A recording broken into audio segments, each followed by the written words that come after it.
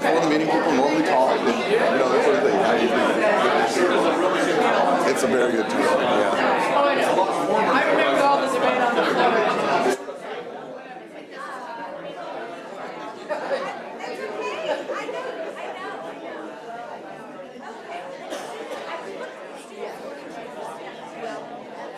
You're welcome to sit wherever there's a chair.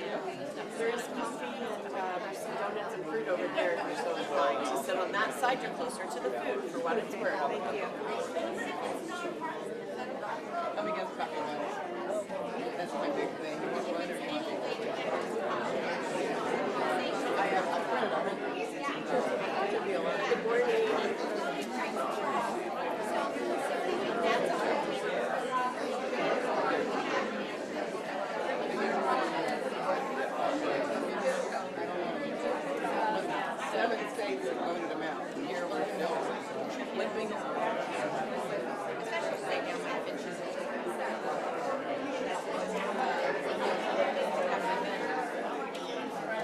Hi, I'm Elena. What's your name? Nice to meet you. Okay, so this is property and lighting that how you set up. Okay, are you planning on doing like a walk up time? But each day when you use the app, you get your and you can't. So if you don't get right in, but if you plan to ask questions when you go micro We're going to go on whether we are or not. Okay, good. You guys ready? Yeah. Ladies and gentlemen, we're going to get started here in just about a minute or so.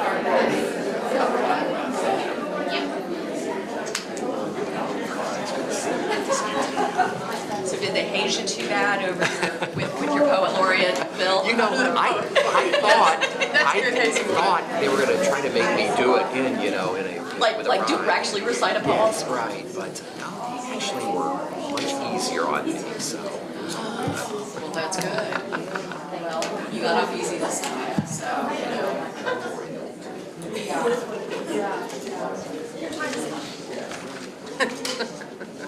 It's a ticky time bomb, baby. Well, all right then. Good morning to you, and thank you so much for being here today. I'm Rondrell Moore, and this is the legislative Crackerbarrel session. It's the second one of this legislative session. So we're going to start things out by standing and saying the Pledge of Allegiance. I pledge allegiance to the flag of the United States of America and to the republic for which it stands, one nation, under God, indivisible, with liberty and justice for all. Thank you so much. And again, we'd like to welcome you to today's event, and just to go over a couple ground rules that we do every time, but we know we won't need some of these, but even in disagreement, respectful communication and behavior are required. Yelling and using profanity and speaking abusively are certainly not allowed. We're going to start things out by getting right into it. We're going to introduce our legislators, and each legislator will have 2 minutes for an opening comment, and I will say probably in the biggest surprise of the season, Representative Bruce Borders is not only here, but he beat every single person up on this dais here this morning.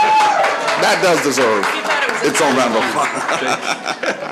applause. So for that honor, you get to start today, Representative Borders. Thank you. And so, yeah, what a unique feeling. Sometimes you do things for the first time in your life, and it's like, well, this is kind of a cool feeling. I got one of the square donuts, the first choice on that as well. There you so go. It was well worth being here early. But I will say, just noticing the weather last month, though, I was underneath the house at a little bit earlier than this, and thawing some water lines, and so it's nice to have a break in the weather. We're at the halfway time in session where the bills go from the bills that have passed the House of Representatives on third reading, the first reading being in committee, second reading meaning where they go to the House floor and can be amended, and then the third reading where they get voted on by all the House members, and then the same thing happens over in the Senate. Well, we're done with that first half of the session, and then on Monday, the bills from the House will go over to the Senate, and the bills that have passed the Senate will go over to the House, and then the committee chair chairman and chairwomen will decide which bills are going to hear. So, here we go again. Fortunately, as I've said before, I can't remember if it was Thomas Jefferson or Benjamin Franklin. I believe it was one of those two that said, no man should sleep soundly when the legislature is in session. And there's a lot of truth to that because of laws being made, and most people aren't really looking for a great proliferation of laws. And so the bottom line is that my goal is that, my desire is that a lot of the bills that have passed on either side might die on the other side. And there are some good bills that are worthy of surviving, but I've told people that if we were a full-time legislature on a year-round basis, we would probably be determining what color of socks you could wear on what day of the week. So quite frankly, I'm hoping that a lot of the bills that have made it through one side or the other die in the second half. So thanks. Thank you very much. And moving to his left, we have from the 46th District, Representative Bobby. Yeah, well, thank you all for being here. Just wanted to give a little bit of recap on what Representative Borders mentioned. There was 446 House bills that were filed, and 112 of them passed out of the House. And of the 112, there was 97% of them passed with bipartisan support. So a lot of times you think that, maybe in Washington, there's a lot of this. We have that a little bit too, but not nearly as what you see in Washington. So we I think for the most part, Tanya, we get along, but not always. She but, drives a little slower than I do on the way to the State House, but But anyway, it's but of 62 of the 112 bills, they were voted out unanimously. And last month we had a bill, I believe it was 1002, that dealt with the anti-Semitism and so forth and definition of that.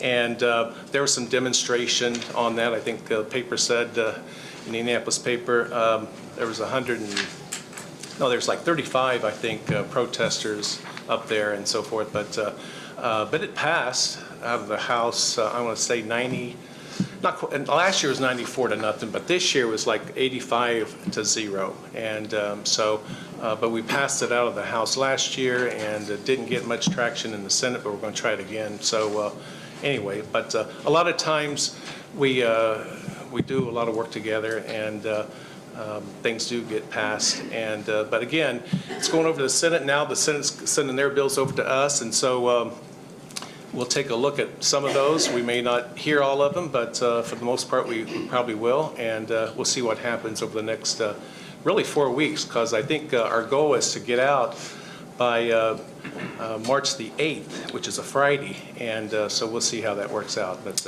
time will tell. Thank you very much, Representative Heaton. Moving along now to the 43rd District, Representative Tanya Paff. Thank you. I assume you can hear me. I'll use my teacher voice. Thank you for coming out. It's always a pleasure. We always like to see and hear from you.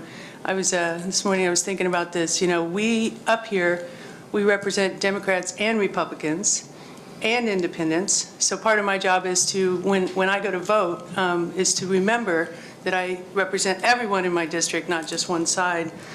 Saying that, I was listening to Bob, and he is right. We get along fine. It's great. Out of 112 bills that passed, 5 were Democrat-sponsored. I'm going to say that again, 5. So yes, the statistics he said, absolutely. I support a lot of the legislation. But when you only have 5 out of 112, I think our side is missing a bit of the conversation, so to speak. So as we go through this process, it's always pretty hard to make sure both sides are represented. And, there's a lot of different reasons for that. But of the 112 passed, I, too, actually agree with Bruce Borders. I'll be fine if some of them do not ever get hurt again. So that's fine with me. Personally, my Project Lifesaver bill went away, but I'm still going to fight for it. I've met with the treasurer of the state, trying to get money a different way so that we can protect those that have dementia and autism that go roaming. And the I-70 bill I talked about last time, I know you're shocked that died. However, it sparked a lot of good conversation. I've been told by the chairman of transportation that we are going to have this discussion again next year. And I knew going in that it was not a budget year, but I have to start getting the conversation rolling. If you drive I-70, last week there were a couple representatives came in for ISU, let's go ISU, and he said, boy, that road from Indy to Terre Haute is terrible. And he lives in Richmond, and they're going to start over on that side for a bit. So anyway, she's telling me to stop. So I-70 is coming back next year, so thanks again for being here. Thank you. And finally, from the 38th District, Senator Greg Good. Good morning, everyone. I had the opportunity to introduce myself to some of the folks who were in the room last month. Again, I'm Greg Good, newer state senator. Faith, family, freedom, free markets, with an eye to the future. It's how I live my personal life. It's how I approach public service. Bills introduced in the hundreds. Most of those bills, I somewhat question, are they really necessary? Because there's no legislation really that can overcome the importance of common sense or moms and dads being involved in the lives of their little ones or personal responsibility. But that said, and I was quoted in the paper earlier this morning on a piece about the 8th Congressional District that Mark Bennett wrote, that my approach to service at the State House is to balance my convictions with the importance of finding common ground on both sides of the political aisle. And that's how I've approached it this first month, I would say, and I'm happy to get into the specific pieces of legislation and amendments that I'm a part of, but I would say that the highlight of this last month was to be able to welcome the leaders from the Vigo County Public Library to the Indiana State House as part of Library Day. Let's go. And literacy is so important. And I'm thrilled that we have these gatherings in our public library, and I'm really honored to be here and to engage in this discourse. All right, thank you very much. And should note that Alan Morrison from the 42nd District is not attending today. Let's run down our sponsors for today: the Vigo County Public Library, the League of Women Voters of Vigo County, the Vigo County Teachers Association, Vigo County Taxpayers Association, Greater Terre Haute Branch of the NAACP, and Southern Indiana Area Labor Federation. If we could give them a round of applause, because without them, this event would not be possible. And at this point, we're going to ask for our sponsors, if you have a question, to line up behind that podium going that way. We're going to ask that you introduce yourself and your organization and take 1 minute to ask that question. We should note that it is not required for all sponsors to ask a question, so if you don't have one, you don't have to ask one. In the same way that the legislature that is here today, the legislators, they do not have to respond to every question as well, but we're going to do the same thing for the sponsors as we do for the audience. 1 minute for a question and about 1.5 minutes for legislator response. We have a lot of people today, so you don't have to use all of your minute, and you don't have to use all of your 1.5 minutes, and we'll get this thing moving. So, all right, if you could say your name and the organization. Sylvester Edwards, president of the Greater Terre Haute branch of NAACP. Happy Black History Month. You notice the jacket I wear, that it is a symbol of Black history, where from 1920 to 1940, there was a black basketball league. Here this coming week, we're going to have the NBA All-Star game in Indianapolis. And that didn't start until 1946. But again, it's not so much of a question. It's almost a plea or a beg. And I'm pretty sure that most of the people in here have the same attitude that I've had. All these calls that these seniors having constantly on our phone line. Is there any way that you can get these people to stop bugging us? I mean, it is our phone. And it seems like that most of the phones that happen that are landline are senior citizens. And those are the ones they're preying upon. Yes, sir. No, I think that's a very important point.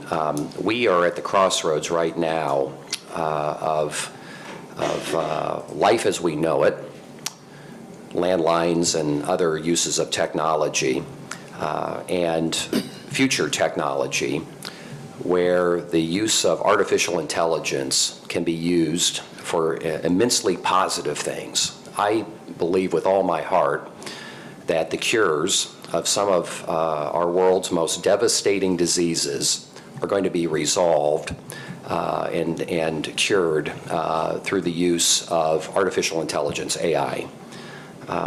We have people right here in the Wabash Valley who are making contributions to AI. But like any technology, it can be used for nefarious schemes, and one of those is to prey on individuals to do things that they might not otherwise do. And so in the state Senate side, and I fully expect that it's going to pass, there's going to be a task force looking at artificial intelligence. I intend to serve on that, and to see how are we able to use this incredible and powerful tool for the advancement of humankind, while being able to really go after those bad actors, many of whom are foreign actors that are out to hurt our great country and our people. Thank you. Actually, I might mention, strangely enough, on my way up here this morning, Sylvester, I had 2 calls, nuisance calls, and I was really surprised because they came up with Indiana area codes and so forth. So I thought they were, I thought, well, maybe it's somebody trying to reach me, maybe a tenant or a friend about something, whatever, and it was somebody obviously from a different nation, I'm going to assume, and trying to sell me something, and this was just from Jasonville on the way up to Terre Haute, and so. I've been doing some research, probably no more than any of you have done as well on this issue. I mean, I can't say that I'm an expert on it, but I'm not sure. I know we have the do not call list, but I'm not sure how that deals when you get somebody that's calling from overseas that, they're even though the law would apply to them, they probably could care less, and so I'm not sure, Greg said, the technological challenge behind dealing with that. I got a call one day. What had happened is Lola had misplaced her phone, and I knew what her number was, and then I got a call from somebody that had an accent from a different nation, I'm going to assume, saying that they had found a phone with such and such a number, and then they were basically hijacking the price. Well, as it turned out, a friend of mine knew that Lola had lost her phone and did it as a joke, and they used some kind of an app they could go into and so forth, and it changed this person's voice. And I'm not sure how we get ahead of the technological curve on that. I mean, yes, is it a problem? No doubt. Is there a technology issue that we've got to overcome? For sure. Thank you very much. Good morning. My name is Carly Schmidt. I am co-president of the League of Women Voters of Vigo County. And we have a question that we would really appreciate all legislators to answer. So across the country, there is a partisan divide in the public's trust in our elections. With so many Americans viewing the 2020 election as stolen and continued questions about the validity of election outcomes, this is undoubtedly an American issue, not a partisan issue. We know that election security experts agree that our elections today are more secure now than at any other time in our nation's history. In our league's commitment to educating and empowering voters, we are concerned about the public's misinformed views on the integrity of our elections and how this damages the foundation of our democracy. So we believe that political leaders, such as yourself, are central to combating this issue.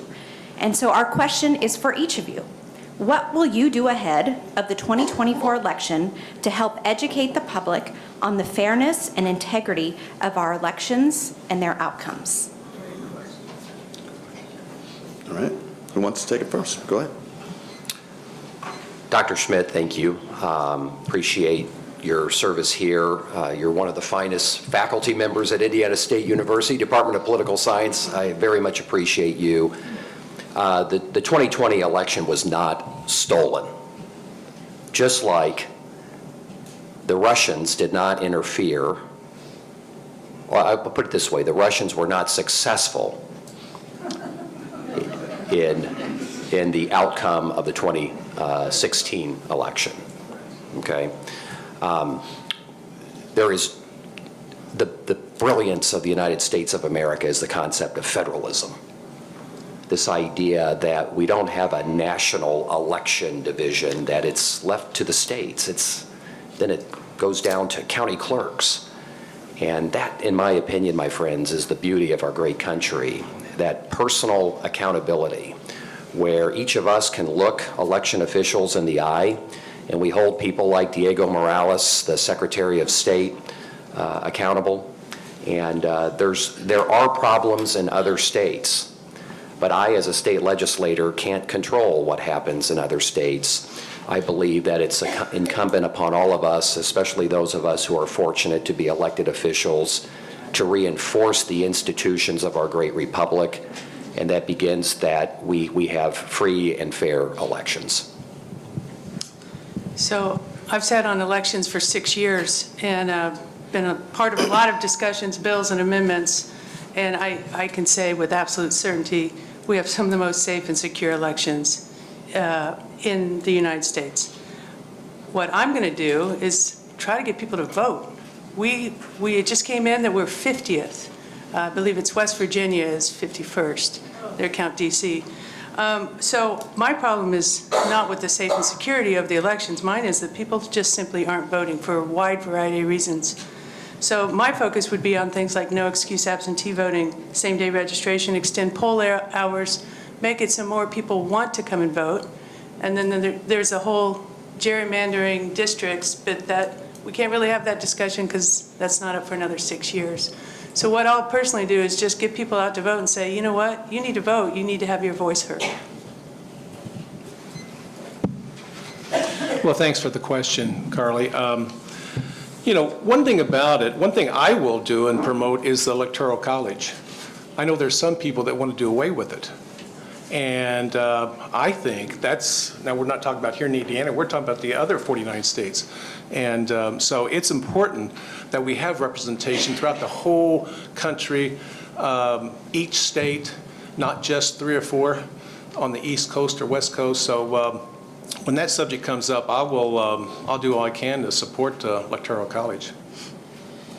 Well, I guess I might say that maybe uniquely, I'm not sure, but in my case, I had 2 races that were both very close that I lost over the years, and the bottom line was an individual within my district. I tried to get my own party to deal with the issue, saying, hey, we feel like there's, you know, basically just ballot harvesting going on and so forth. And what it took was actually both parties getting involved, because someone from the Democrat Party also was upset, and an individual ended up going to federal prison as a result of it. So as far as on the national basis, I don't know. I know on a local basis, one of the biggest concerns that I have is when we have situations, and I'm not trying to dive into my own personal deal, but where we know where people aren't living in that district, and it's one of the positions that requires that they do live in that district, and yet in some cases I feel like clerks are going ahead and signing off and so forth and letting them run. There are some local problems, and again, I've been victim of them twice, and in races, one that I lost by about 200 votes out of 27,000.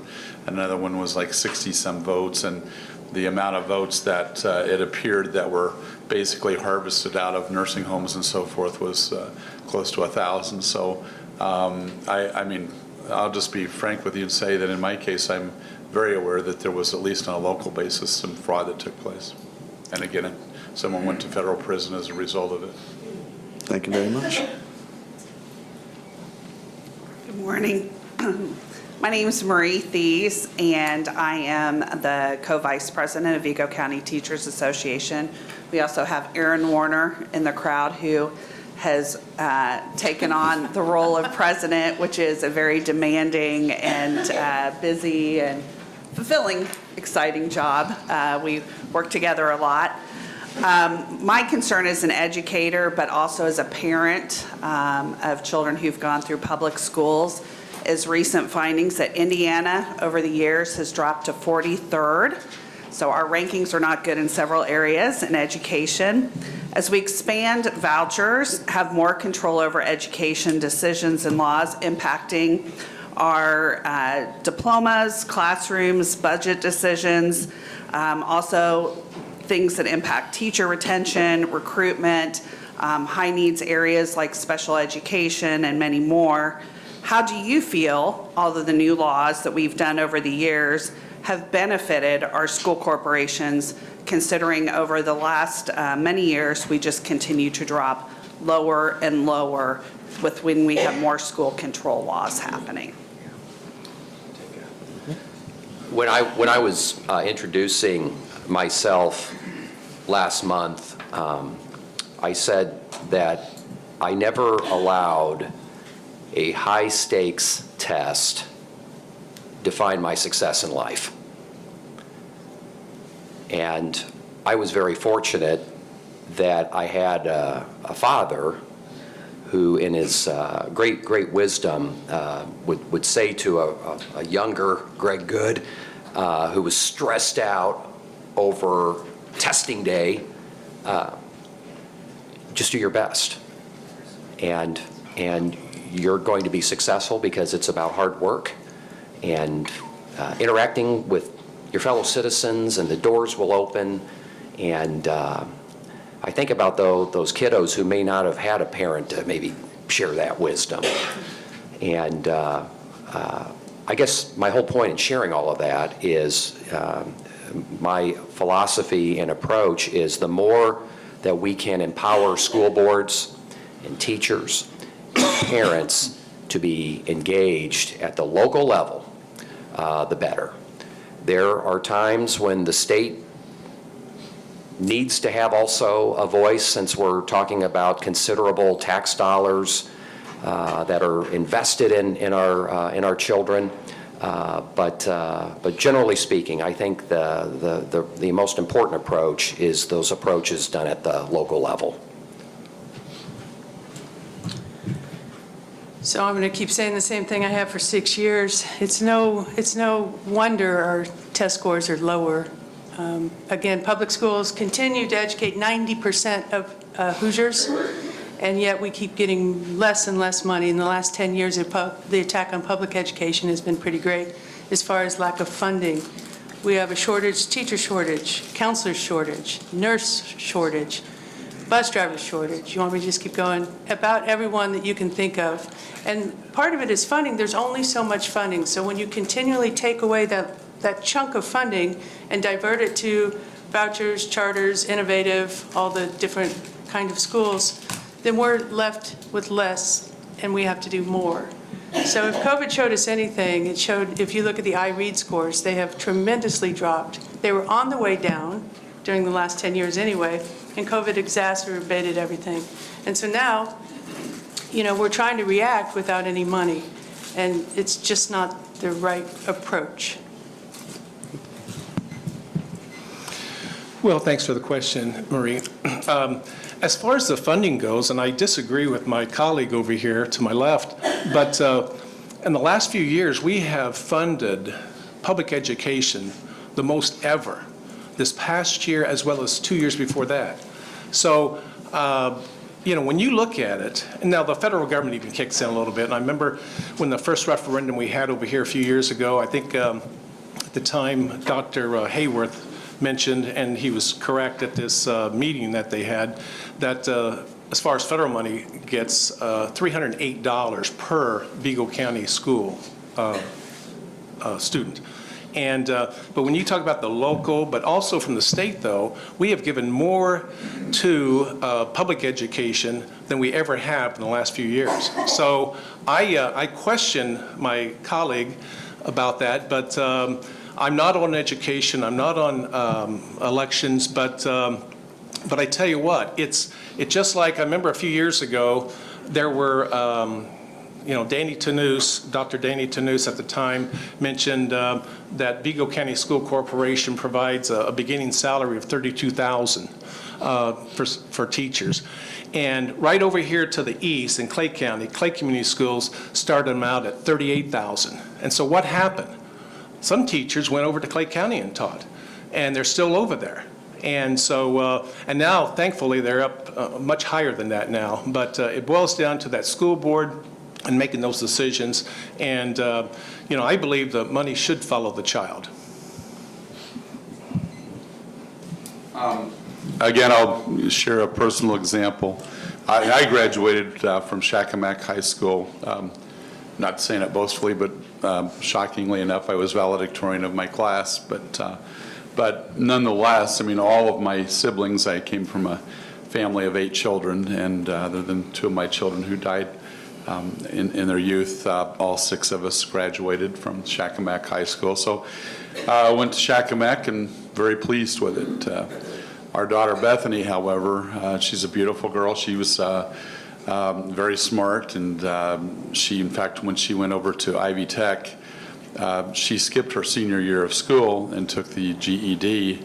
And I remember talking to the president of Ivy Tech at that time, and he said, I don't think that, we can allow her in our nursing program because she didn't complete her senior year. I said, well, she took the GED and tested out of it. I said, test her. And so they did, and she ended up not only scoring very well, she became the tutor of their anatomy and physiology class, and she graduated #1 in Ivy Tech's RN program over here in Terre Haute. But when Bethany was in high school, she was getting beat up every day by a girl that was very jealous of her, and so she ended up going to over to Duggar to the school, but at that time there was no voucher program in effect, and so we ended up having to pay out of our own pocket, even though we were paying property taxes. And so I do support it, and in each case, the parents are going to look out for the best interest of their child, for the love of their child, and it might be the local public school, it may be another school that they have to go to, but our colleges, we have choice in where we go to college, and I think students should have the right. Sorry about that. Okay, thank you. Thank you for those of you who answered it. Mm-hmm.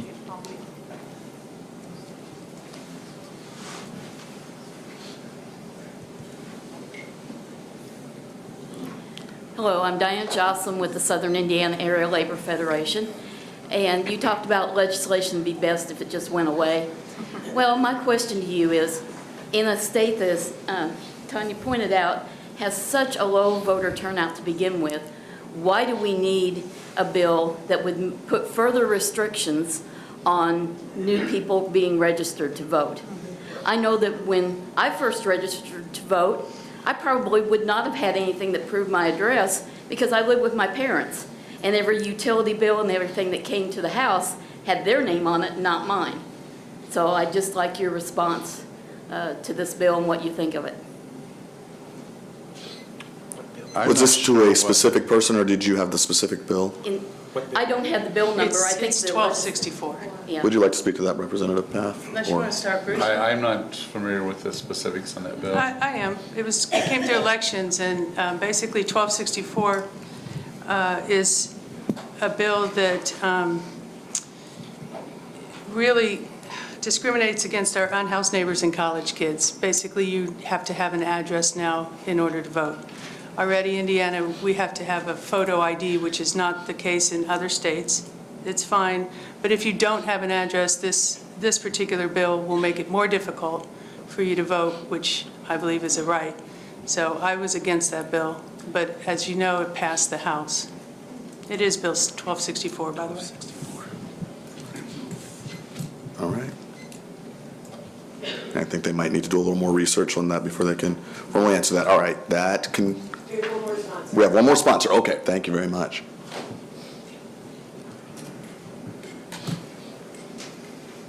This one has a problem standing up. Good morning. My question has to do with our governor's intent to send members of our Indiana National Guard down to help control the border. How do you folks feel about that? And that's going to be for 10 months. I'm going to sit down. Thank you, sir. Well, Bob, I signed the letter the other day supporting it, so I don't know about my other colleagues.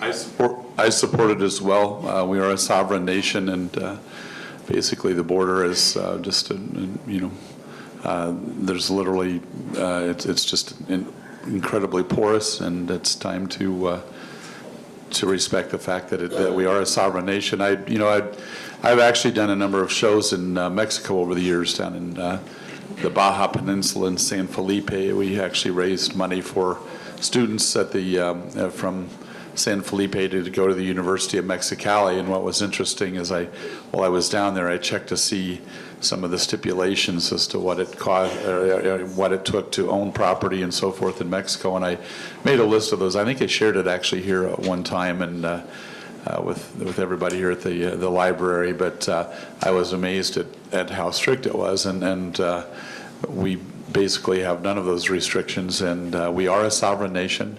We do have a border, and that border needs to be respected. And so I supported the governor sending the National Guardsmen as well.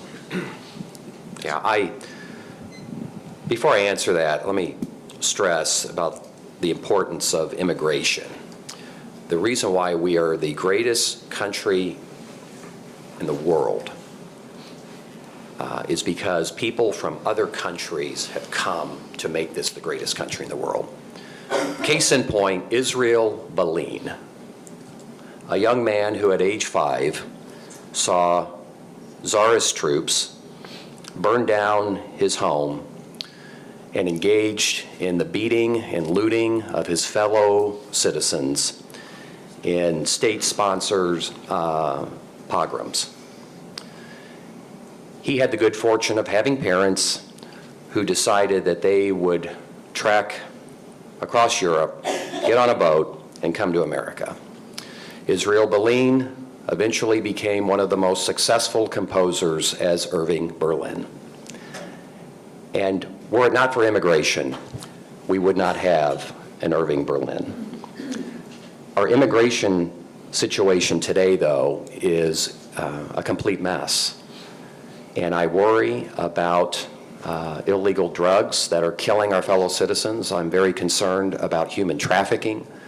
I'm very concerned that the next potential pandemic, I'm concerned about terrorists crossing the border. And so every little bit helps, and I'm very supportive and grateful that the governor is doing that. So my husband spent 34 years in the Army and the National Guard and as a wife, and then my son has gone to New Mexico to help Afghani refugees when they were coming over. So I don't know where I am on this. It's both, right? So congressionally, they really need to do something, and there was a bill, and then politics got involved, and so, which I think is ridiculous. If the governor wants to do this, I support what the governor decides. However, my problem is, I don't know if you've been following the FSSA debacle, where they have decided to take money away from parents who take care of their kids at home. And so he's not weighed in on that.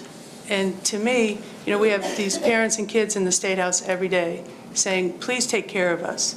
So, you got to do both. You got to help your Hoosiers as well. So that's where I'm at. All right, thank you. And that concludes our sponsor questions. This time, we're going to ask anyone in the public who has a question to line up going this way, if we can. We've got some other things going that way. We've got a lot of space there and some seats available for people who might need seating. We're going to ask that each person asks one question per person. As you can see, we've got a lot of people lining up today, so I think what will help, 1 minute per question. If you can be as specific as possible asking your question, and then also, I'm going to ask the legislators, be specific as possible answering their question too, and please make sure to answer their question as well as they get into it. That'll help things move along expeditiously if we can. 1 minute per question, 1.5 minute for answer. Not everybody has to answer the question. All right. We have until 11:20 to get through as many of these as possible, so let's try to get through everybody. And go ahead.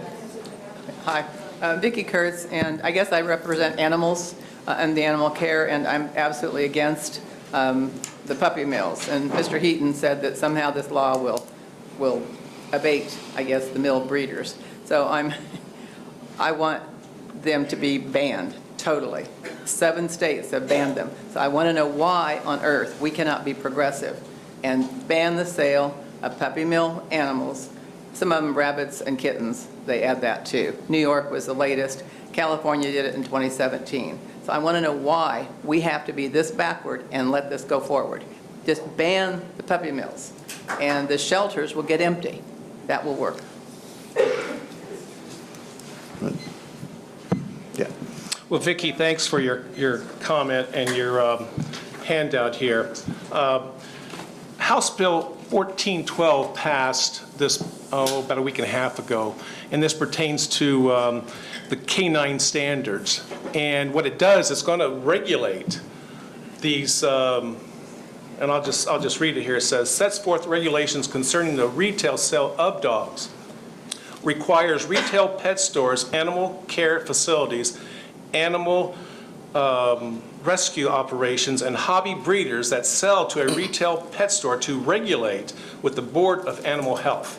So the thing about, and this passed with bipartisan support in the House, okay? And a lot of people who didn't like it, though, I'll tell you this, it voided the ordinances that were put out there a few years ago that I think 22 cities throughout the state had, and so it's going to take that back more or less. So that's why a few people didn't vote for the bill. But it didn't get a hearing in the House last year. It passed in the Senate.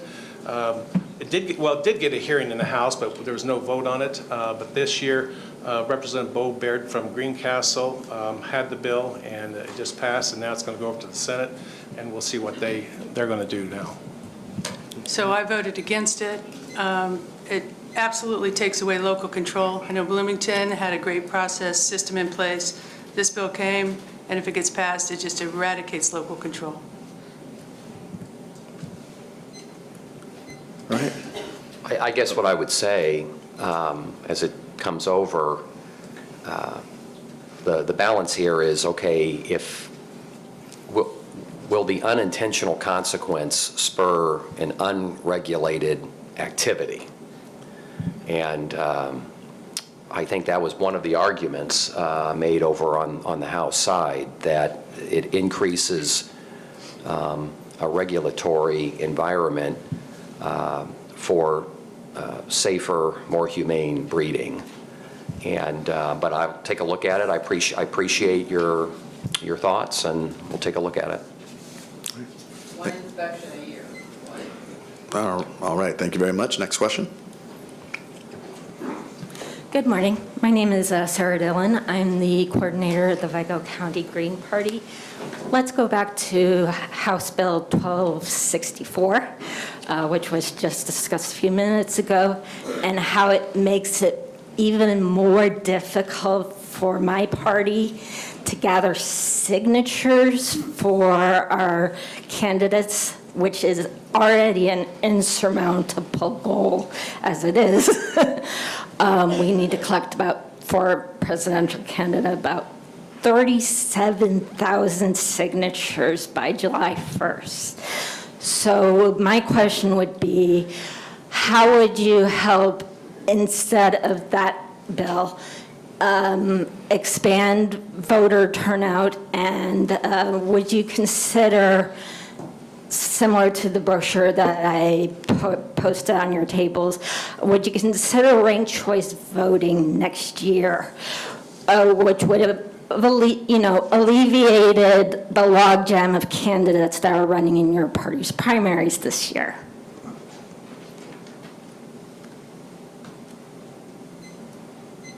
Anyone care to answer?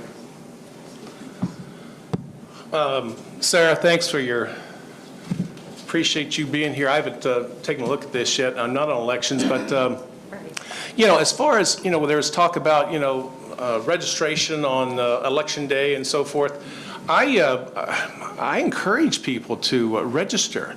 Don't wait till May. Do it next week, and get organized. And I think the League of Women Voters are organized and they get that done. But so I encourage people to vote, and but first get registered. And when it comes to voting, I want people to show ID, who they really are and where they live. I think that's very important. So, but anyway, again, if get people to start registering next week and don't wait till election morning. I've had the opportunity occasionally when the ISU Political Science Department has asked me to teach state and local government. Not Indiana government, but state and local government. How does Indiana kind of compare and maybe stack up a little bit to best or maybe not so great practices in other states? I'm not a big fan of the ranked choice. I think that, again, going back to the development of our great republic, I don't think the founding fathers ever envisioned that there would be political parties. As a matter of fact, they were very worried. James Madison wrote in one of the Federalists, coined the term mischiefs of faction. And the bottom line is that whether there are formal institutions like political parties to help with the vetting of candidates for public office, or informal, these mischiefs of faction, gatherings of people who are going to band together because that's what human beings do, I think that we're better off having the more formal process. One has to earn the nomination of her or his party. And so I'm not a big fan of ranked choice, and I think that we're sort of at the sweet spot here in the way that we do things in Indiana. I was looking at, I didn't interrupt. You're fine. Okay, at some of the notes just on the fiscal on the bill, and it talks about in-person voter registration. The bill specifies proof of residency requirements that apply to certain individuals who register to vote in person at a registration agency. Proof of residency, the bill makes conforming amendments to provisions that concern proof of residency requirements that apply to certain individuals who register to vote by mail. And then the bottom line is it's just wanting to make sure that if somebody registers to vote, that they are who they say they are. And the other day, for example, I had two people that came into my insurance office, and we went online onto the election portal, and I showed them, how to do it. I said, it's real easy. Within just a few minutes, they were registered to vote. They had never voted before, and so it's really not difficult. I think I can't remember if they used their social security number, driver's license number, maybe both. I don't remember, but the bottom line is it's, this bill is just, the goal of it is to make sure that if somebody is registering to vote, that they are indeed who they say they are, and that they do live in the district. So. All right. Thank you very much.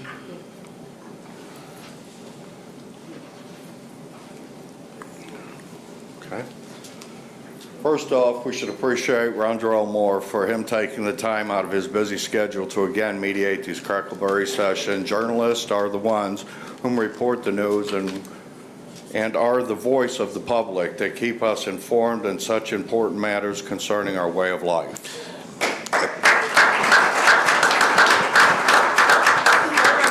I would be eating Cinnamon Toast Crunch if I weren't here, so this is one of the better parts of my day, but thank you very much. You read it just like he wrote it. Very, very, I appreciate it. Thank you so much. Thank you very much. Thank you very much. As I would tell. Sing at your wedding? Say no. Only if you dress up as Elvis. All right. In the interest of time, as I would tell any of you, all right, we're getting off topic. Let's move to the continuation. But thank you very much. I appreciate it. Yes, sir. Second, our state representatives and local governments are there to listen to concerns that the public has pertaining to community and standards of life in a civilized society. These include the safety of people as well as God's creatures that coexist in said society. There are constitutional rights for the people and animal cruelty laws for the animals that, although do look good on paper are sometimes not enforced, thus denying all living things the inalienable protections granted by laws.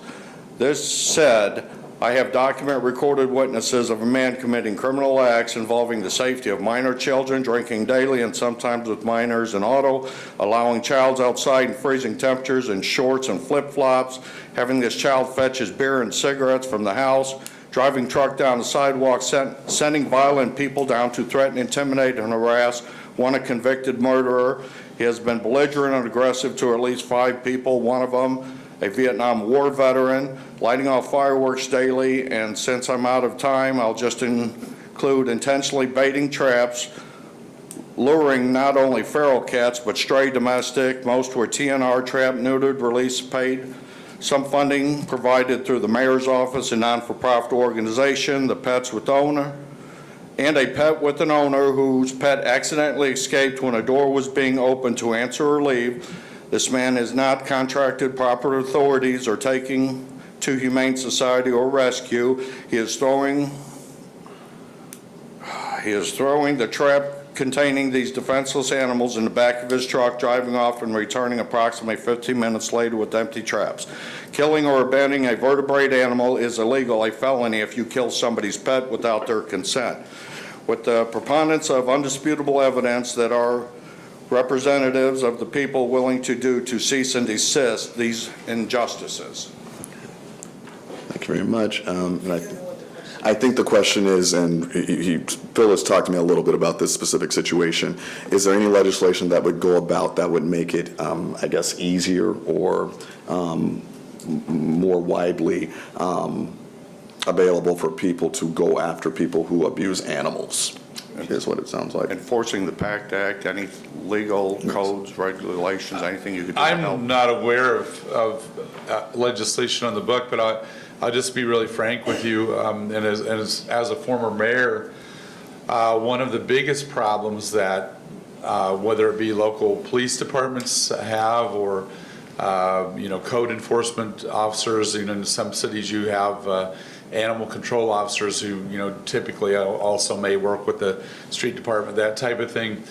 The biggest problem is just simply having the people that are able to, in a sense, police that and go after it. I mean, they can, and I think there are already laws on the books that allow that. But the biggest problem is just, I know, like if you go, for example, to some of our local websites that deal with the city of Jasonville, there's always, every day, maybe 9, 10, whose, dog is this, and they'll have a picture of it, and it's in my yard, and doing this, and then people take pictures of other people's dogs, and I know sometimes they go after them, but I've talked to a lady that volunteers at the Humane Society, and she said, Bruce, the biggest problem we have is just, a lot of our time and effort is volunteer. I'm not making an excuse. It's just the reality of it is it's just like when I was mayor, I would get calls about a stray dog. Well, if it was, a mangy dog or whatever, and we would catch it and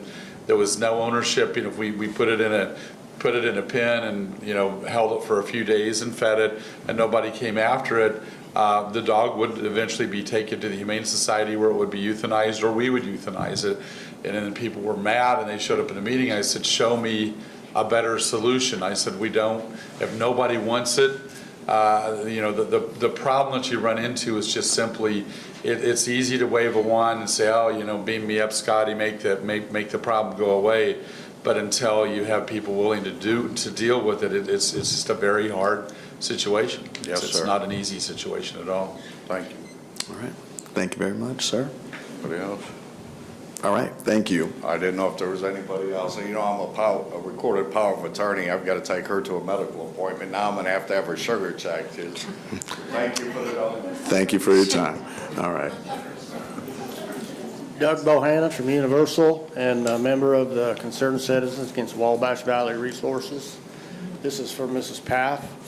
You said you were familiar with, or you were okay with all the science of this proposed project.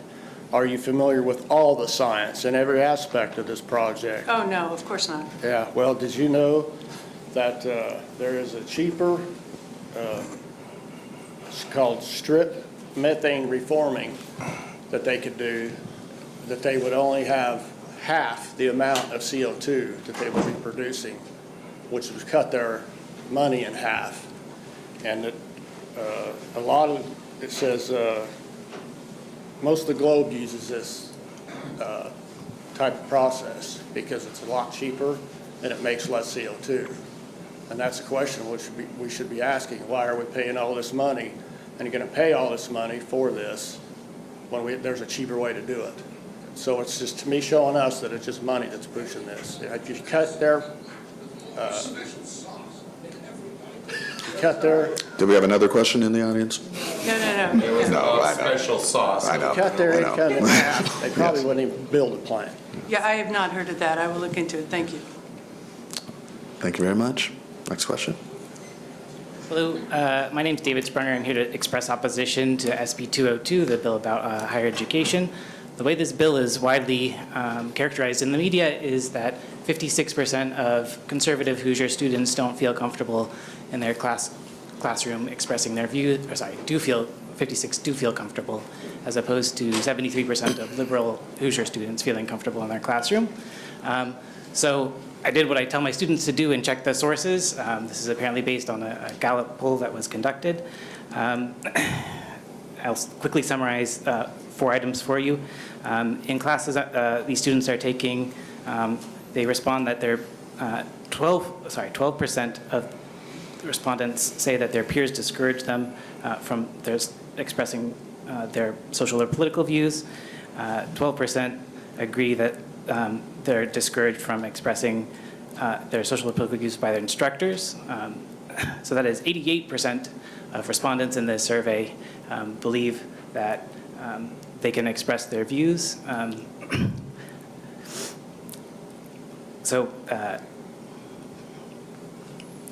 I think what has happened is a separate item in the survey asks what they imagine other students feel. And that's where these 56 and 73% numbers come in. So I guess my question is, what's your position on this bill? Senate Bill 202, you said? Yes. Mm-hmm. So there's only one legislator among the 4 before you who has actually had the opportunity to cast a vote for the bill. I voted for it. And this is one of those classic dilemmas that we all face. A piece of legislation comes before us, and there's things that we like, and then there's things that we don't like. One of the things that I like is my own amendment that I made and secured bipartisan unanimous approval. The Senate Minority Leader, Senator Greg Taylor from Indianapolis, actually, after he grilled me about my amendment respectfully, and his grilling made me a better legislator, said, I like this. I encourage everyone to vote in favor of this amendment. And my amendment is very straightforward and simple, that one member of a governor-appointed trustees, body of trustees, must reside in the county where the university is located. For the first time, I believe, in the history of Indiana State University, if not the history, then for generations, Vigo County has no one serving on the ISU Board of Trustees. For me, if we want to increase free speech or have a dialogue about higher education, again, how can we drill it down to the local level? To me, I think that's the pragmatic approach. I'm not crazy about other aspects of it.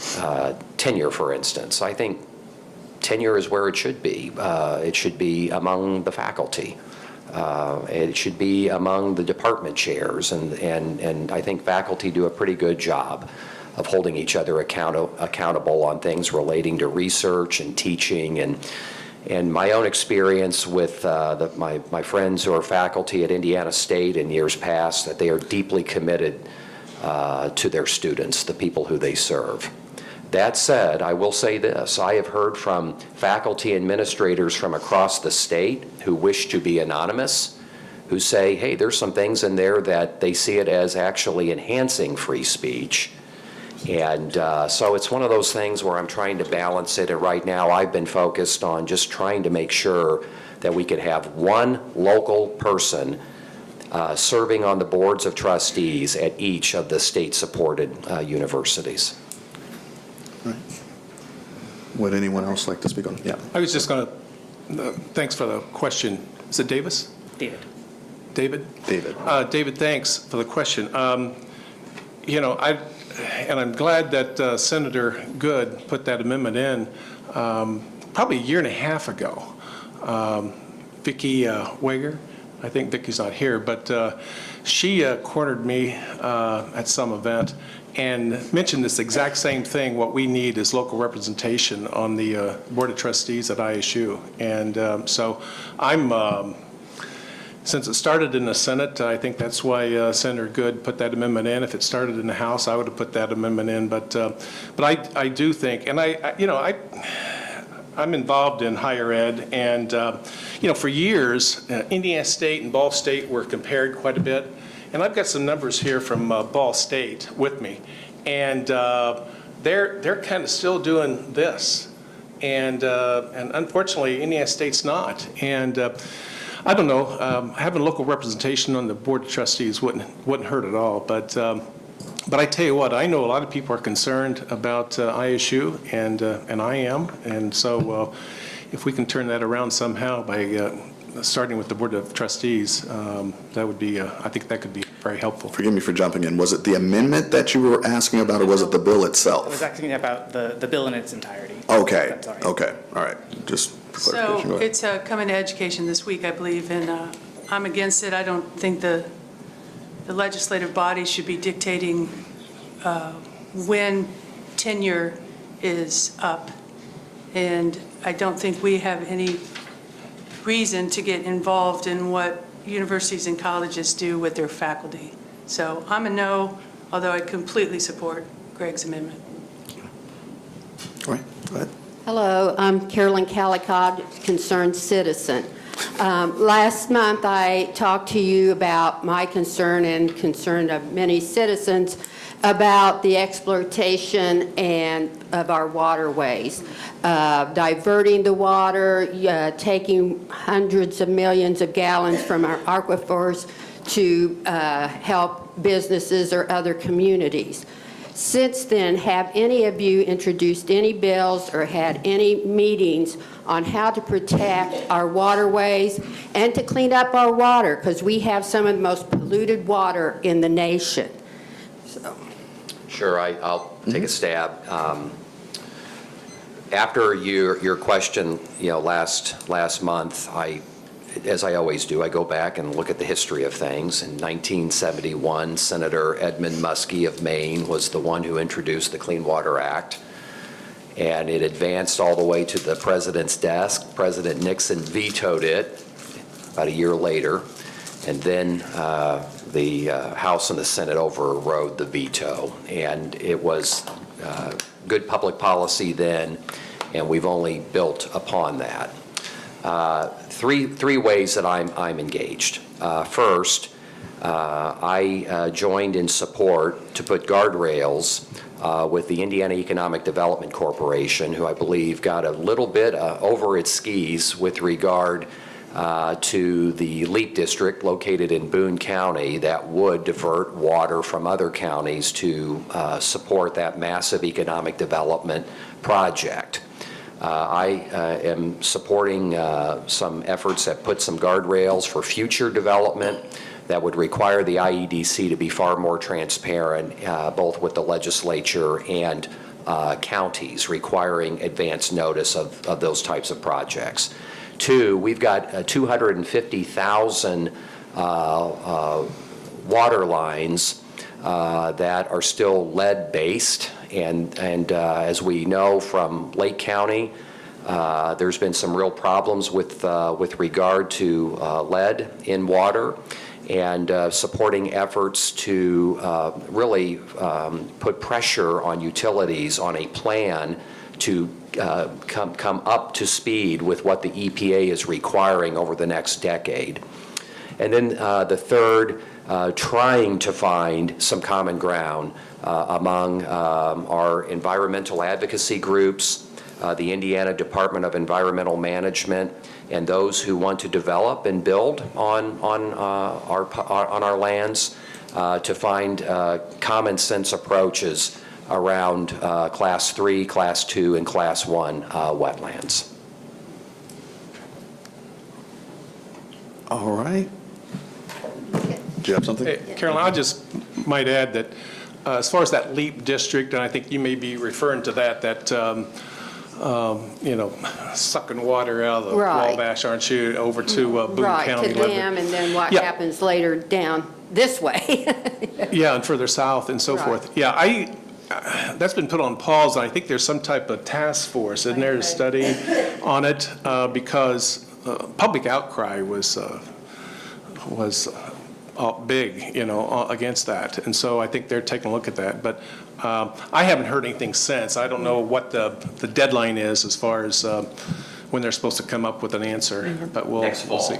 Next fall, is it? Okay. We just don't want to be another Colorado River and how they are out west with, Yeah, with water rights and that type of thing. Well, I can just add that the bills that were filed to address that died. Okay. They just weren't heard. Oh, okay. Thank you. Thank you very much. Really, really quickly, Robbie, can you wave your hand so that everybody can see who you are when, yes, this is Robbie. And she is probably the most important person in this room in terms of keeping us on time. So I'm asking that when you see her hold up the stop sign, that is both for the public and for the legislators, please stop talking. And we can move on to the next part of it as best as you can. All right, next question. Yes. Gee, I'm almost feeling like I'm going to get in trouble before I've actually done anything to get in trouble over. Not quite yet.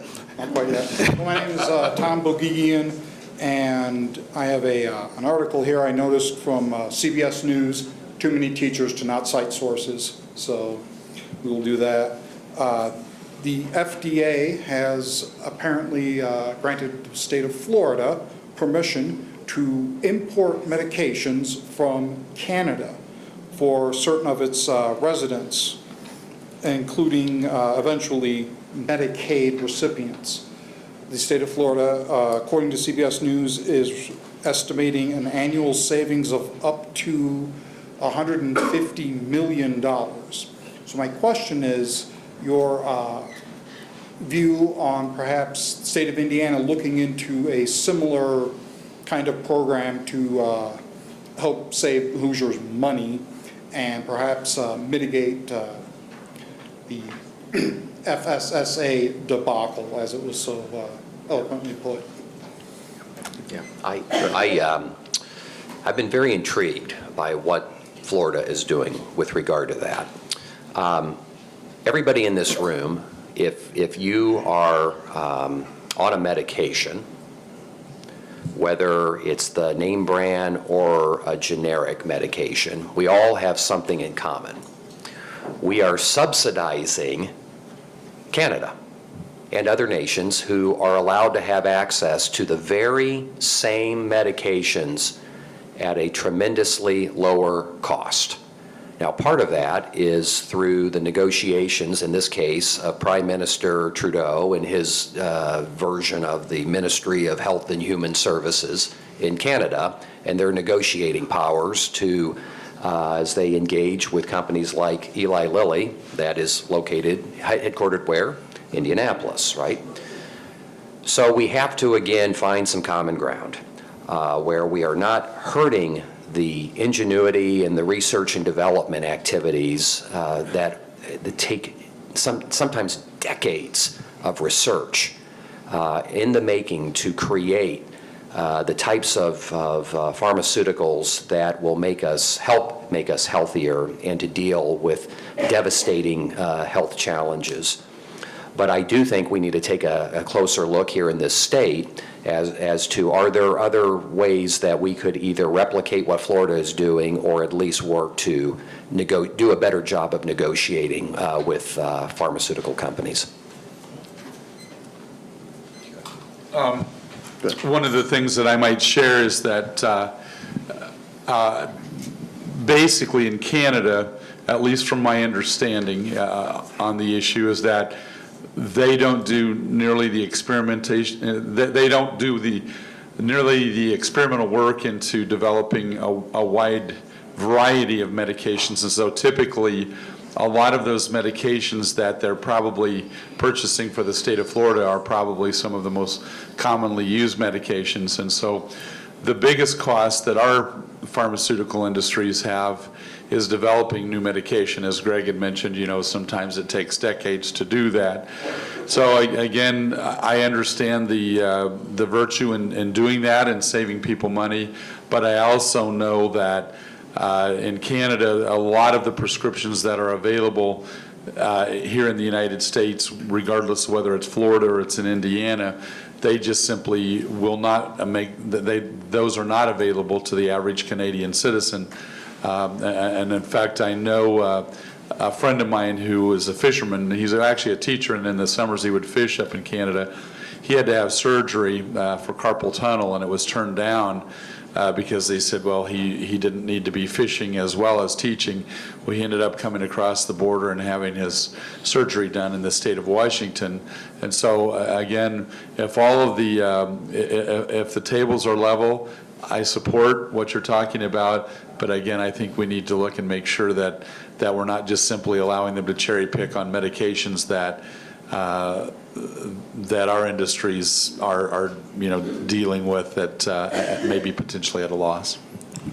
Representative Pat Jeffson? No, okay. Yes. All righty. Thank you very much.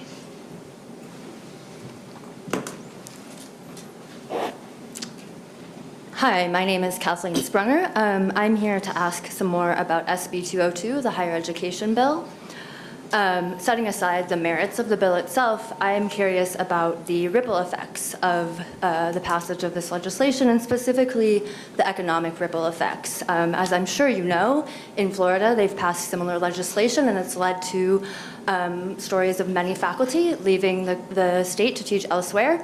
I would note that the faculty that are most able and most likely to leave are also the faculty who bring in the most grant dollars. And as I'm sure you know, grant dollars are crucial to sustaining the activities of universities, as well as fostering research in a state and building its economic ecosystem and providing innovation.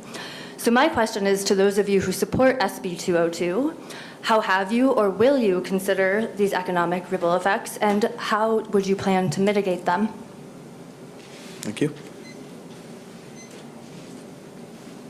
I don't support the bill. Just don't. Well, I'm going to take a look at it probably next week or the following week on Senate Bill 202. And I know, talked about the amendment that Senator Good put in there, but, dealing with diversity, equity, inclusion, is that the part of the bill as well? Yes, the whole bill. As a whole, it creates an environment that's less ideal and attractive to faculty members, as evidenced in Florida. And I'm like Bob, and we haven't seen, or Tanya for that matter, we haven't seen it on our site in the depth. I will dig into it today, but the bottom line is, I can still remember at one of our state universities, and it wasn't Indiana State. I took some summer classes here and enjoyed them very much, but I can remember on a report that I did, and the bottom line was it was a pro-life report. Well, my particular professor, she wrote on my paper. In fact, she told me, and I don't mean this to toot my horn, but she said, "You're one of the best, sharpest students I've ever had," but she said, "I can't stand your philosophies." And so her remark on my paper, on my pro-life paper that I wrote, was I got an A on it, and then she goes and she wrote below it, "But somebody's filled your head full of SHIT." I mean, she literally put that on there. All right, from my understanding on Senate Bill 202, that would give some protections to students against that type of nonsense. Now, in my case, I went to the chair of that particular department. I said, "Here's my paper. I got an A on the paper. There was no problems with the paper itself except for the subject matter." She happened to disagree with me on my pro-life stance.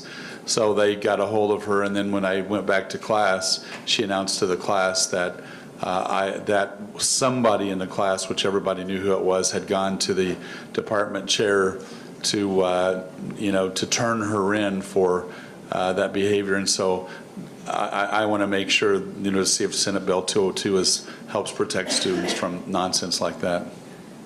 Yeah, I already made my point about, I think that tenure belongs to the faculty. And I believe in inclusion. And what I have heard from faculty administrators, again, who wish to remain anonymous because they fear that they're going to get singled out and ridiculed and shamed, and is that let's focus on the word inclusion, including inclusion of intellectual diversity among other points of diversity. But your question was about the economics. And I know firsthand the economic impact of Indiana State University. I know that that economic impact continues to decline as its enrollment has declined in such a rapid way. And I think what I hear from the Indiana Commission for Higher Education, that faculty, administrators, students, talent want to come to Indiana because we are blessed to have institutions of higher education that serve different missions, and we have a legislature and a state government that is able to generously fund those institutions in good times and bad without wild swings of feast and famine. And so I'm deeply committed to maintaining that level of investment, and I think ultimately the economics will win out and when faculty know that we support them financially. Thank you very much.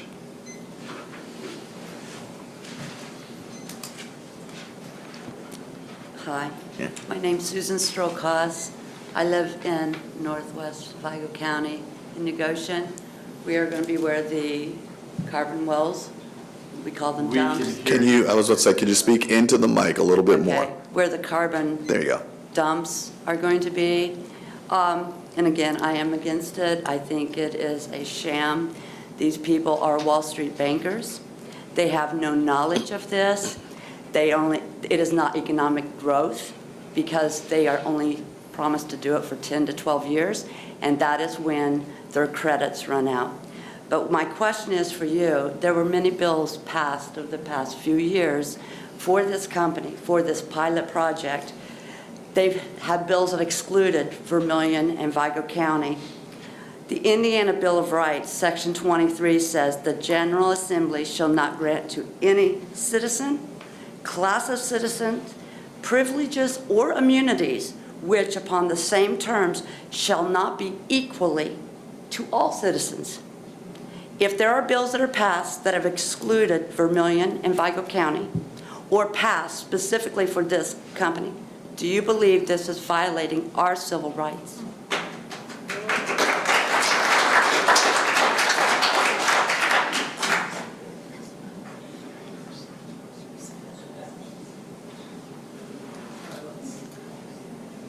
The bottom line is this bill is not actually giving or taking away a right. I mean, it's, I know you do have the environmental concerns, but this is not granting a right to another group of citizens. Yes, it is. It is simply allowing a project in a specific portion of the state. Other counties get 70% for eminent domain use.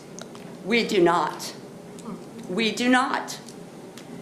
Other counties and bills have tried to be passed, and every time they want to exclude Vermilion and Vigo County. So we have been denied rights that other counties have. I'm not mad. This is just very close to me, and I'm emotional about it because I love our community and I love Fayette Elementary. Our families are everything. We have nothing except our homes. And these Wall Street bankers, they are not really from around here. They're from Connecticut. They've worked in London, Geneva, and they work with Canada. This is about money, and they own multiple homes that are worth multiple $1 million. They want to use our land. They get paid billions of dollars to use our land, they want to pay us $100 to $140 per acre.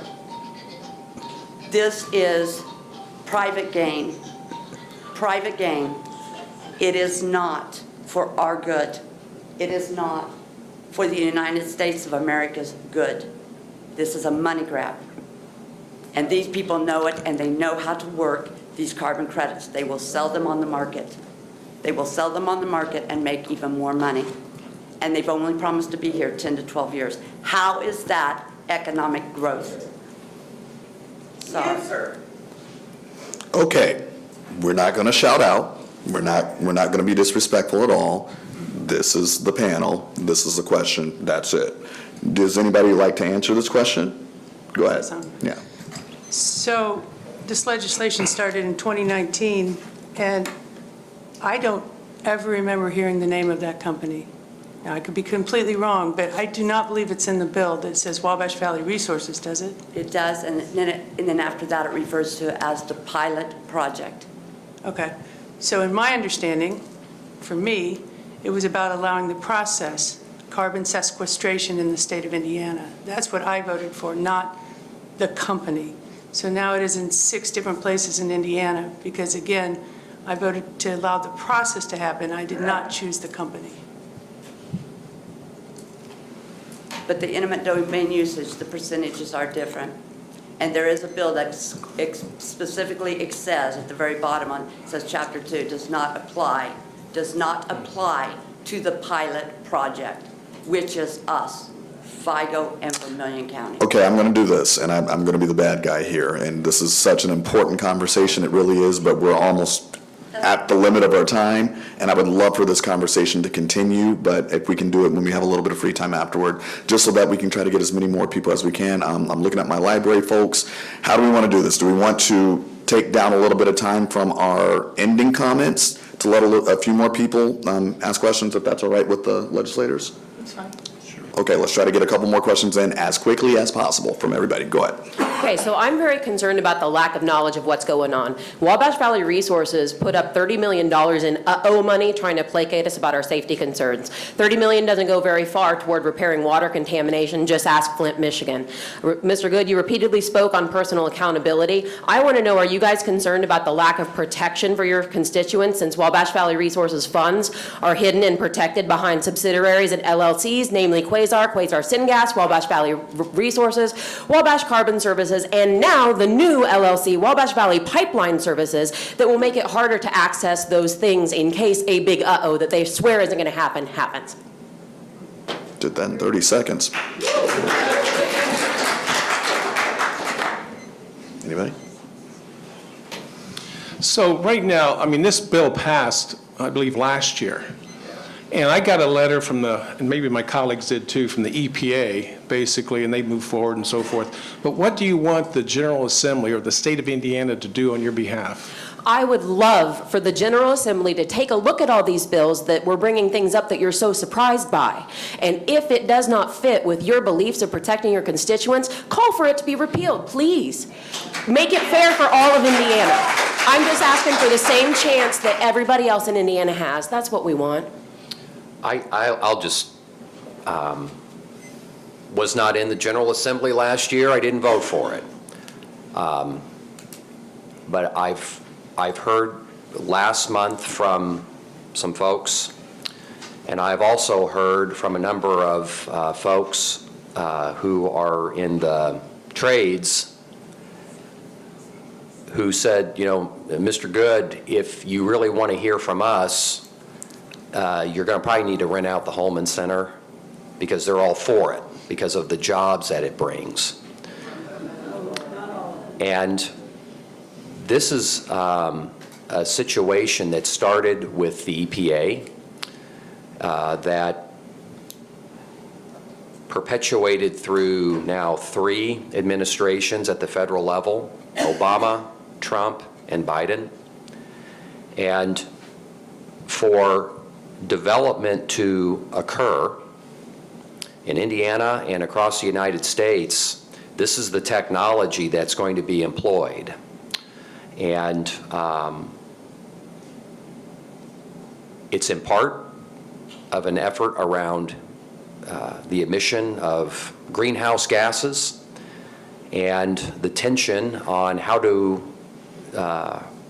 we continue to spur economic activity in the future. And as I said last week, I'm going to continue to look into it and see how we can continue to find some middle ground. But I also believe, and I've said this to the company, that your local outreach needs to be dramatically improved, because I'm not going to be your spokesperson, okay? And I'm not here to defend the company, but I'm also not here to indict the company. But this has got a lot of fingerprints at the federal level all over it. And it's something that we're going to have to continue to work through. Thank you very much. I'm going to keep going until somebody gives me this signal, so let's try to get as many in as we can right now. Okay. Good morning. My name is Liz Brown. I am a professor and department chairperson of Math and Computer Science at Indiana State. And I'm here to I have some questions about Senate Bill 202. And there's many aspects of it that I'm disapproving of, but the one I want to focus on is the faculty evaluation. You may not realize this, but faculty are evaluated every year. Every year we go through an evaluation process that moves up through our departments, through our colleges, and ultimately up to the provost and president.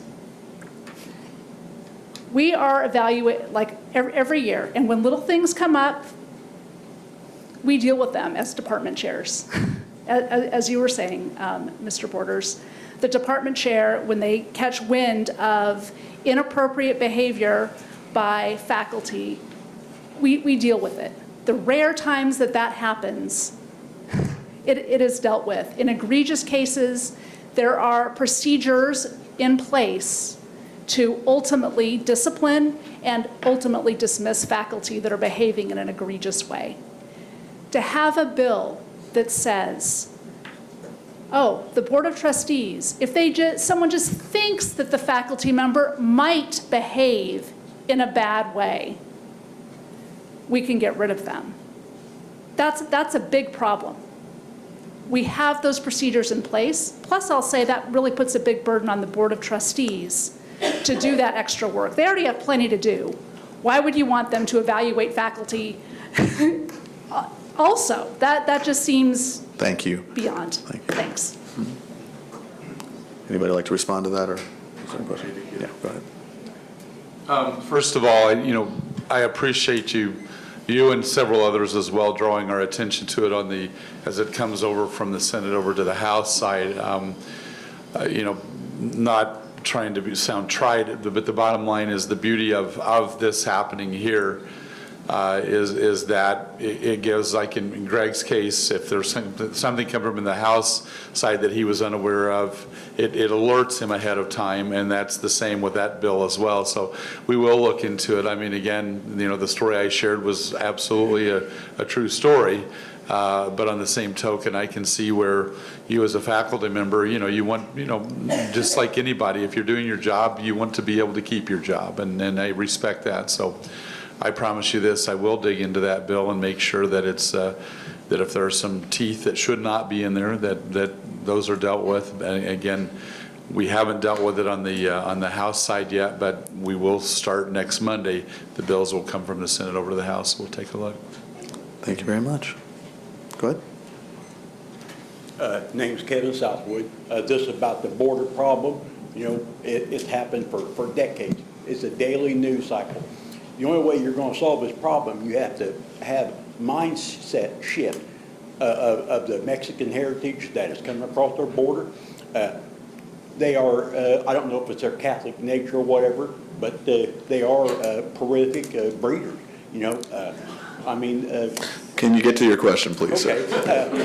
What I'd like to see is if you're going to let people come across the border, something like that, hey, you want to come across the border, you get to have after 2 kids, you get your tubes tied. Okay, I think we're done with this question. I think we've addressed the issue of immigration at this point. If there's no other questions, if anybody would like to address immigration any further, that'd be fine. If not, thank you very much for your question. Next.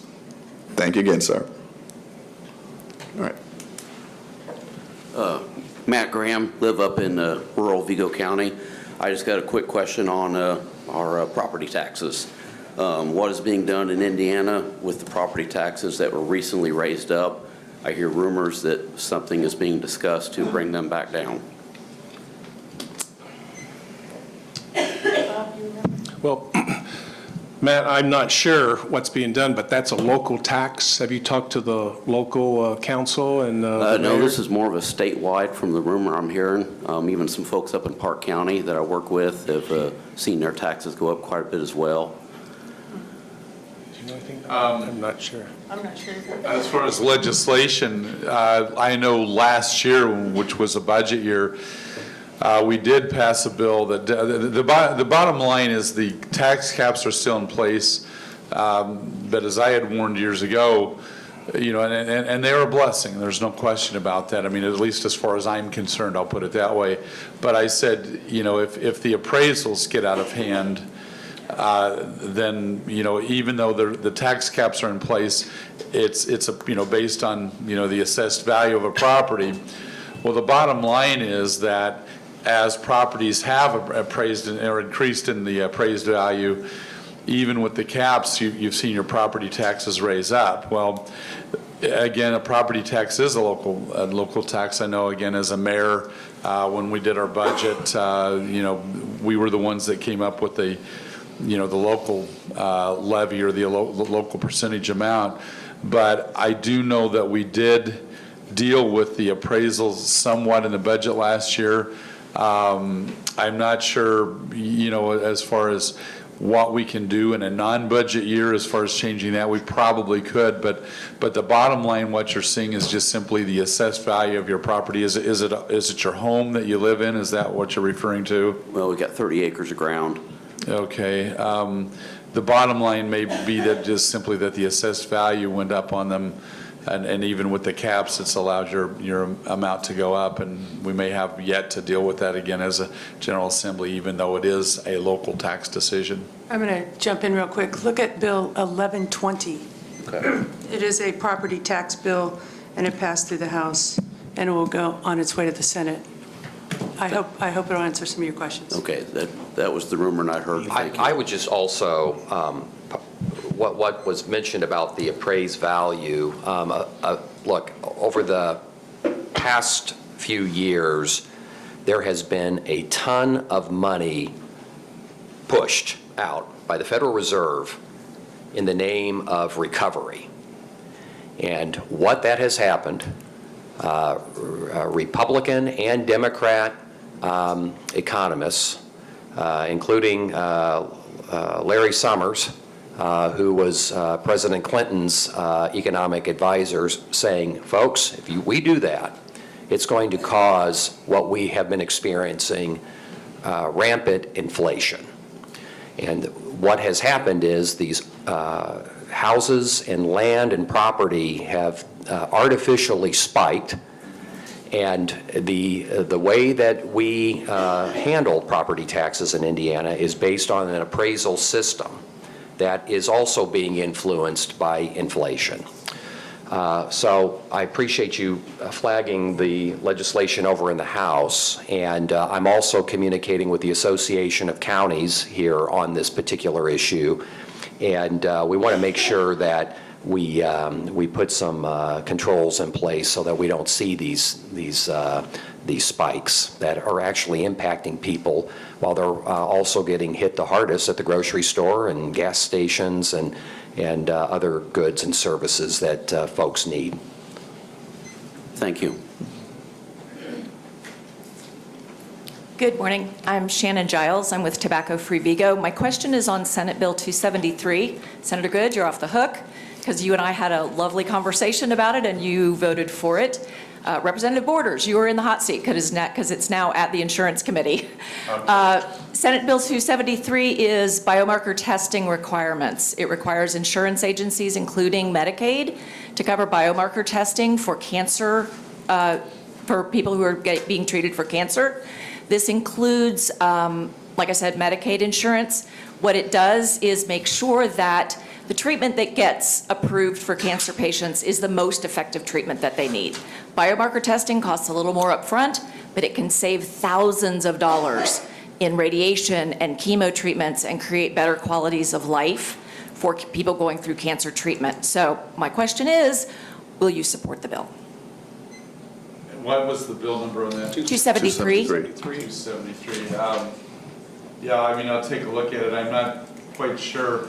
I know what, obviously bio means and marker, I assume you're looking. It tests basically on the genetic level of a cancer patient to figure out what is the best treatment for their particular kind of cancer, rather than just blasting their bodies with chemo and radiation. Like I said, it costs a little bit more upfront, but it gives them a better quality of life, and it eventually saves the insurance companies, including Medicaid, a lot of dollars. Let me get your contact information, and because I do serve on the insurance committee, so it'll probably be coming down our pike right away. So. Shannon, thanks for the comment. Were you up there to testify in the Senate? I didn't testify in the Senate. We were there for the American Cancer Society Cancer Action Day, and it was based on that particular bill, which was in the Senate at the time. At the time, yeah. Yeah, Okay. It just came over to the House. Yeah, I don't know if Chairman Carball is going to take a look at it or give it a hearing. I don't want to assume that he will, but I would think if there's enough information It had out tremendous there. bipartisan support in the Senate. Yeah, good. Well, I know Martin, and of course, Bruce is on the committee, so we'll pass that along. Thank you. Thank you. Hi, my name is Flo Evinger, and I have more of a statement than a question. Do you know what $3,500 is? Mr. Heaton knows. Do you know what Todd Rokia, do you know what $10,000 is? Todd Rokia does. Do you know what $32,200 is? Mike Braun knows. Do you know what $35,000 is? John Ford definitely does. Do you know what $62,980 is? The Senate majority does. Do you know what $204,280 is? Wabash Valley Resources Investment and Associates know it's total state campaign funds. Sounds like a pay-to-play to me.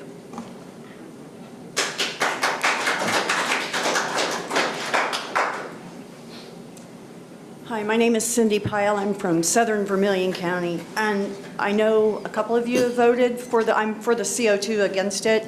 I know a couple of you have voted, but I don't know everyone's voting record to get this law put in for the pilot project.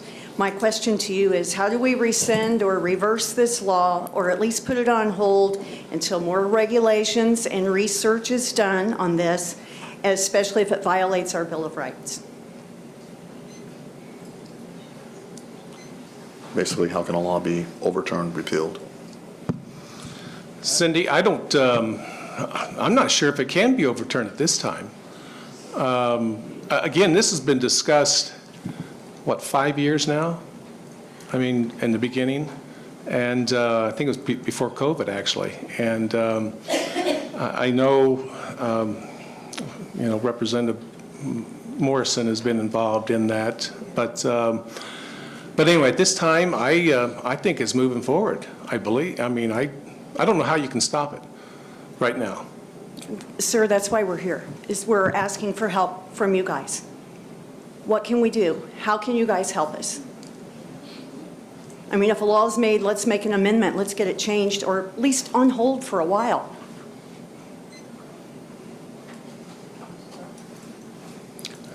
I mean, what I will promise you is this, when we go in on Monday, we will caucus, and I'll bring it up in caucus, and just, mention, the angst there is about it, and we'll go from there. I mean, the bottom line is it would literally take a recension on the vote.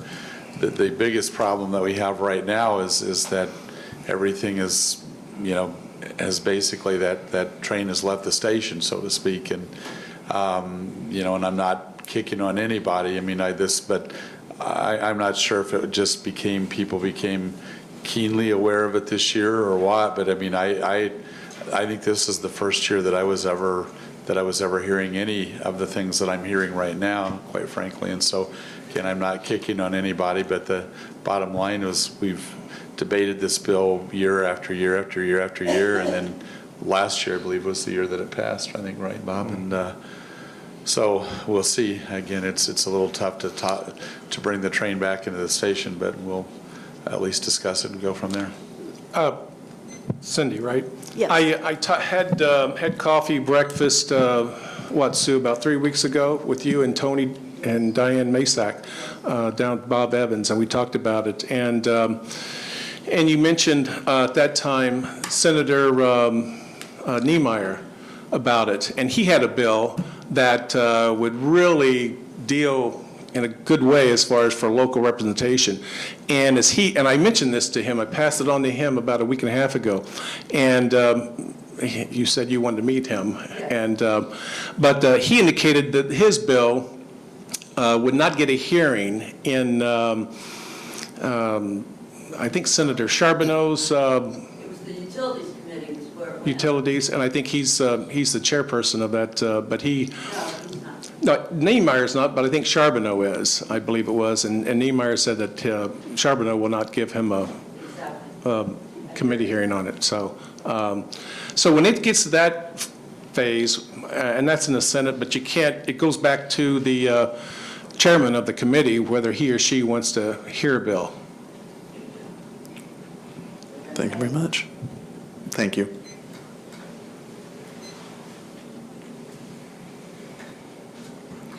Hi, my name is Dr. Alicia J. I'm a professor, but I'm here as a private citizen, and I'm concerned about Senate Bill 202, specifically Chapter 2, Section 1B, subsections 1-3, specifically page 21, lines 1 through 13, regarding promotion, tenure, employment, complaints, and disciplinary action.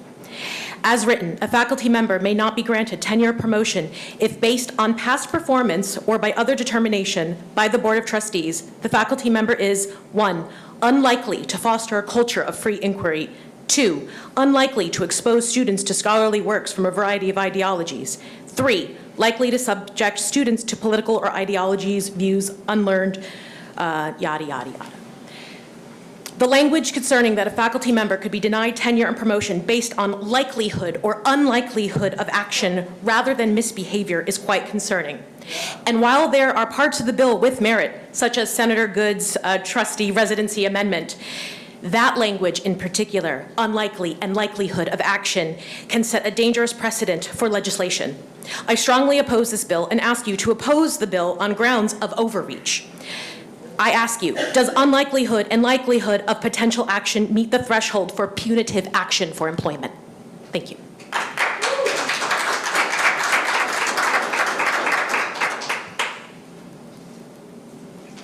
I'm still against it. Thank you.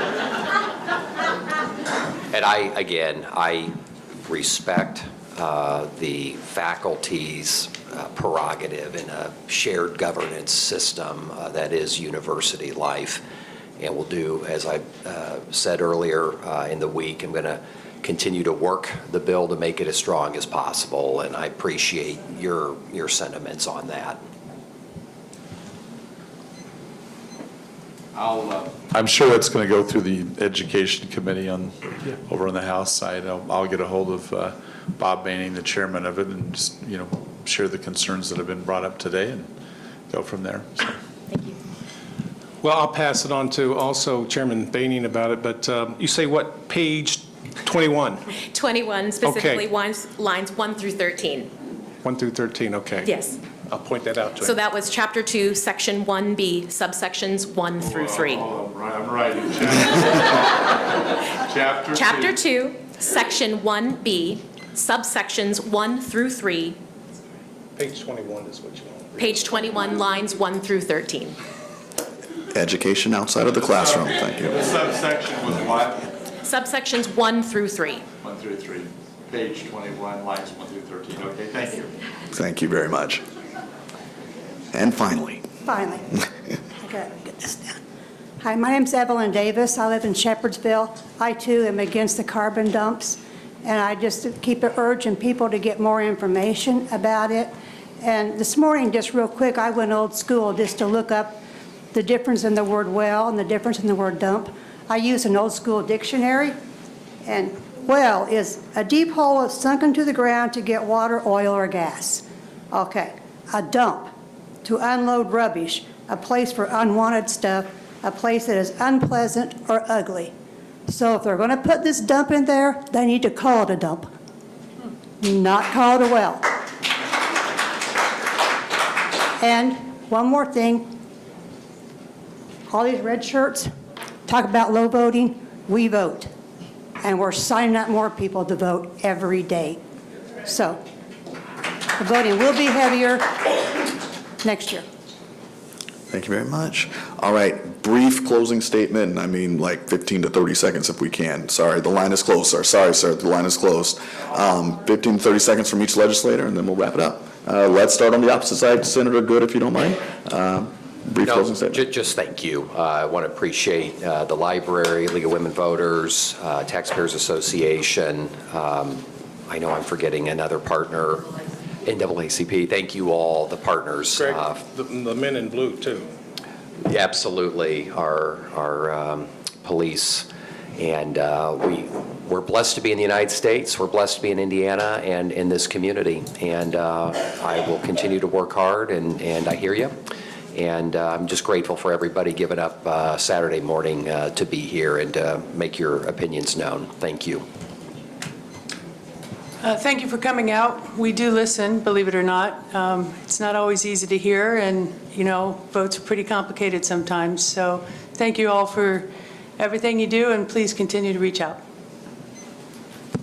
Yeah, again, thanks for everybody coming.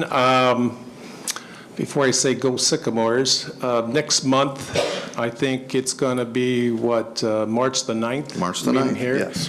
Well, I may not be here because I may be in St. Louis, just to let you know, but, because that's what my wife said I was going to be. So anyway, but thanks for being here. I know last month we had a good turnout when it's -3 degrees outside. Now it's 51 degrees outside, and you still came out, and I appreciate that. So thank you all for coming, and you can come up to the State House and voice your opinions. We do have a lot of people that do that, and that's it's your house anyway, as they say. So thanks y'all for being here. Today is a Red Letter Day. We're about to celebrate a red letter holiday. Valentine's will be on the 14th, but today I was on time and I was the first legislator here. And on that note, thank you so much, everybody. Next meeting, as was mentioned, March the 9th. Chrissy Howe has something from the Vigo County I was just going to Library. say, I don't even know if this is on, but I don't need it. I'm a librarian. There are lots of donuts still over here, so if you are so inclined, if you were being delicate and polite before, please help yourself take one for the road. Thank you again. I want to invite you to this. All right, thank you.